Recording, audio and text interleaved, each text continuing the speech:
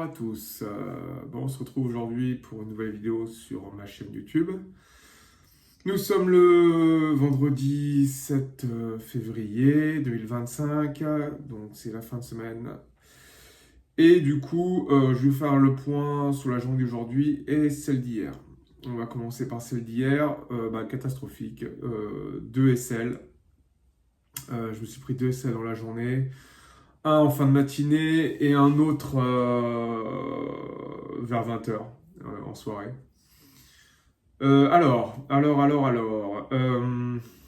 Donc j'avais pris le parti pris de faire de l'intraday, donc du coup je privilégie les zones en H1 et en M15. Je sais pas, je suis un peu dépité là, j'avoue. Depuis fin janvier, c'est un peu compliqué. J'arrive pas à trouver de. Le marché, il est bizarre en fait. Et je sais que c'est par rapport aux conjonctures politiques, économiques, politiques. Donc voilà, franchement, moi j'ai vachement mal à me positionner. J'ai pas envie de me mettre en scalping parce que je sais que ça va être un désastre. Et comme je suis en compte financier, je préfère prendre peu de trades, même si je me fais sortir, je préfère prendre peu de trades. Donc voilà, je vais pas plus m'étendre sur mes sell d'hier parce que pour moi, c'était des zones pertinentes. Il y avait des paramètres qui rentraient dans ma stratégie. Donc voilà, moi c'est pour ça que je les ai laissés. Et puis voilà, ça n'a pas fonctionné. Tant pis, tant pis, tant pis. Aujourd'hui, on a pas mal d'annonces économiques cet après-midi, de 14h30 à 16h si je ne me trompe pas. Et voilà.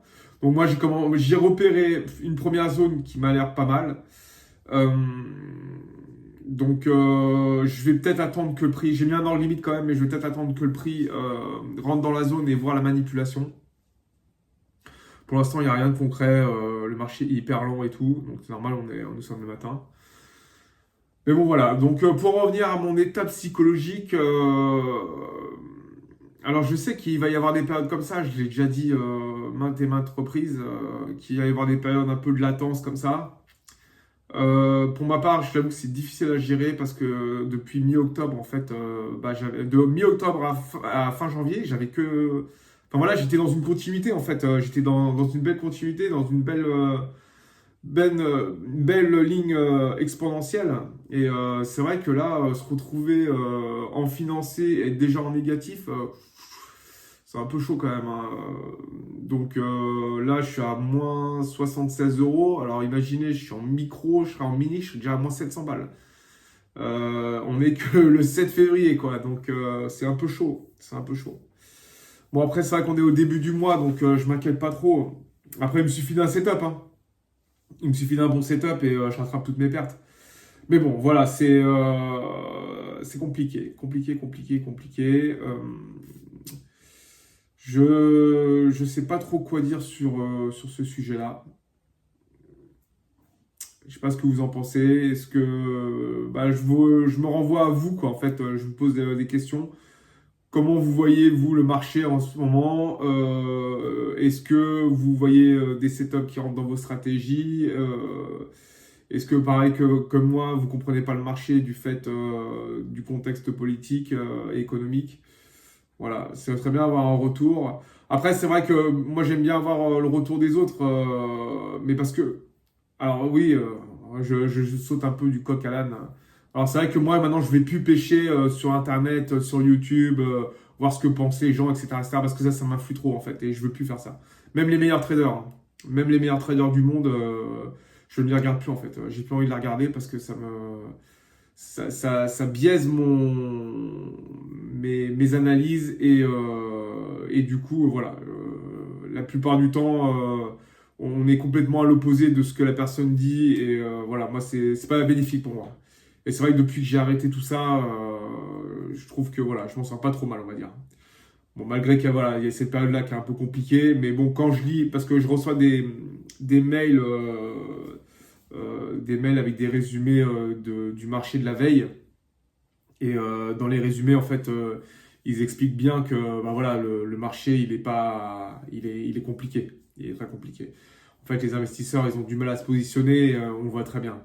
Après, il y a eu quelques chiffres d'entreprises comme Amazon, là, apparemment, ils ont fait un peu au-dessus de leurs chiffres annuels, donc c'est plutôt pas mal. Donc je pense que pour le SP500, ça devrait être bénéfique. On devrait avoir une belle hausse. Enfin voilà, moi c'est ce que j'en conclus, hein. Après, je peux me tromper, hein, on verra bien. De toute façon, c'est les graphiques qui parlent, hein. C'est pas tout ce qui est fondamental. Voilà, je regarde, mais ça de loin, de très loin. Pour moi, tout est inscrit sur les graphiques. Tous les ordres sont déjà mis en place en fait. En fait, voilà, c'est ça le SMC aussi. Bah, j'essaie de vous en parler au fur et à mesure. Pas vous faire non plus un cours parce que déjà, moi, je suis pas coach et puis j'ai pas la prétention de donner des leçons ou de transmettre mes connaissances alors que, voilà, déjà que moi j'ai du mal, alors je vais pas transmettre. Mais bon, pour le peu que je connaisse de ma faible expérience, c'est que voilà, les intervenants sur le marché placent des ordres sur les graphiques. Et voilà, après, la méthode SMC, c'est à nous les interpréter en fonction de la liquidité et des structures, etc. etc. Donc voilà, pour l'instant, c'est beaucoup de liquidités, énormément de liquidités qui sont chassées, qui se recréent derrière, etc. etc. Et en fait, on n'a pas de mouvement, on n'a pas de mouvement linéaire en fait. C'est beaucoup un genre de range. Donc ça marche de liquidité en liquidité. Et moi, j'arrive pas à trader ça. J'arrive pas à trader. J'arrive même pas à trouver de trendline pertinente. Donc voilà. Donc le seul truc où je peux m'en sortir, vraiment le seul truc qui peut me confirmer, c'est la manipulation intérieure de mes zones. Voilà, c'est la règle des 30. C'est la seule chose où ça me sauve les fesses et je peux éviter de faire des SL bêtement. Bon, hier, alors oui, il y a eu alors le premier SL d'hier, si je vais en parler vite fait. Premier essai d'hier, je fais une pseudo fausse manip parce qu'en fait, j'avais pas mis d'ordre limite. Et en fait, je m'étais absenté, je rentre et je vois le prix qui touche sur cette zone que j'avais pas vraiment prédéterminée, mais elle me semblait pertinente. Et du coup, j'attends la manipulation et le prix va tellement vite qu'il liquide en fait les equal lows qu'il avait créés. Et moi, je rentre dedans et le temps de rentrer dedans, en fait, il fait une grosse mèche de liquidation et il sort de ma zone. Et j'ai arrêté tout de suite le trade parce que en fait, le prix sortait de ma zone et j'étais encore dans le trade, quoi.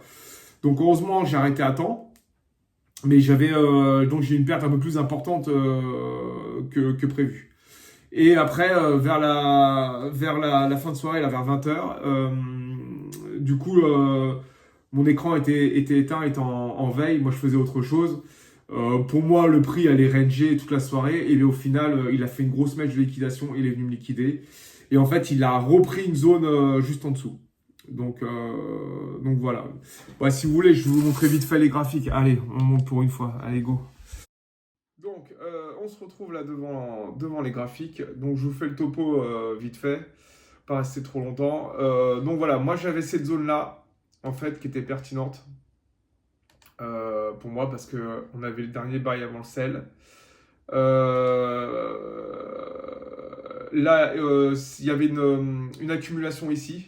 Donc ça, c'est une ancienne accumulation en fait, et il faisait un grand mouvement haussier. Donc voilà, on avait donc le dernier sell avant le buy, parce que là je me suis trompé, j'ai dit dernier buy avant le sell, mais c'est pas ça. Donc du coup, là vers 20h, c'est là que ça a planté. Donc là, je me suis fait sortir et en fait, il a pris la zone juste en dessous, ici. Voilà, il a pris cette zone-là et pour moi, ça rentre pas dans mon plan. Donc voilà. Donc, trompé de zone et après, le prix, il est monté. Donc j'avais mis quand même cette trend-là qui était ma target. Donc elle était de là à la base. Là, il a recréé une troisième touche ici. Donc en fait, j'ai espoir que ça se fasse liquider et que j'arrive à choper cette zone-là pour liquider cette TL.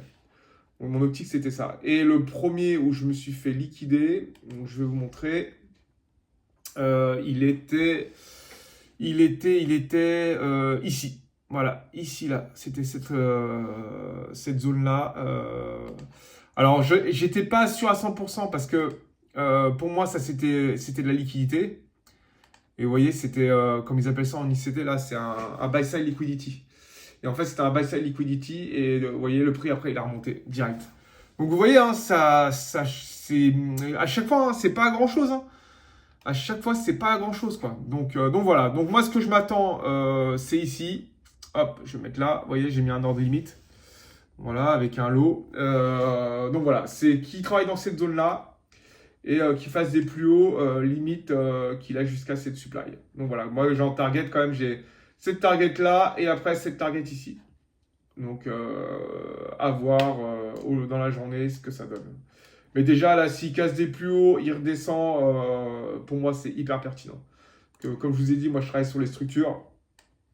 Donc là, il fait un lot ici. Il crée la trendline ici. S'il casse ce high là, surtout ce high là, s'il le casse, pour moi, ça confirme qu'on est haussier. Il redescend là et bim, il repart. Parce que là, en fait, tout ça là, pour moi, il a chopé la liquidité ici. Donc voilà, c'était pour vous dire brièvement comment je vois les choses sur cette journée-là. Bon, bah, je vais vous laisser. Je vous souhaite bon courage. Prenez soin de vous et je vous dis à bientôt. Allez, salut la MIF!